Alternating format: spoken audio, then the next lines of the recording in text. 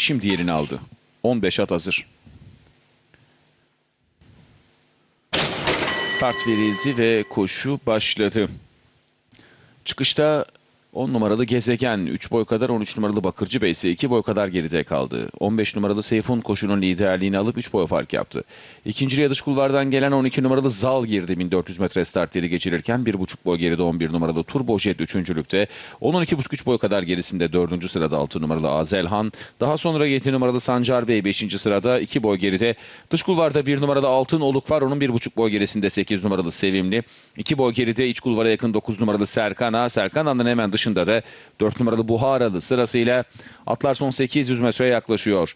15 numaralı Seyfun koşudaki liderliğini 1 boy farkla sürdürüyor. 12 numaralı Zal onun peşinde yüksek tempoda giden yarışta 4 boy geride 11 numarada Turbo Jet 3. sırada son 600 metreye girmek üzere. Onun 1,5 boy gerisinde 1 numaralı Altın Oluk, 2 boy geride 7 numaralı Sancar Bey, 1,5 boy geride 8 numaralı Sevimli. Sevimli'nin 1 boy gerisinde dışta 2 numaralı Sıra Hünkeroğlu'nu görüyorum, yanında 3 numaralı Sıra Dağlar, daha sonra bariyer dibinde 6 numaralı Azelhan sırasıyla Safkanlar virajı dönüyor.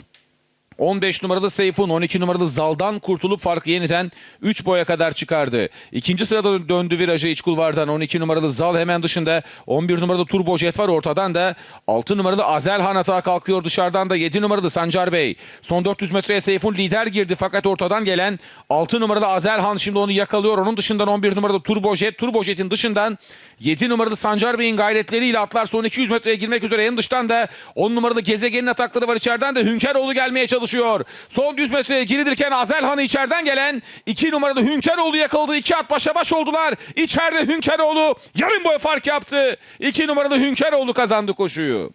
6 numaralı Azelhan ikinci oldu. 9 numaralı Serkan Ağa ve 10 numaralı Gezegen de üçüncülük için potoyu birlikte geçtiler. Son koşuyu 2 numaralı Hünkeroğlu Uğur Polat'la kazandı. 9 numaralı Serkan Ağa ile ekürü koştu.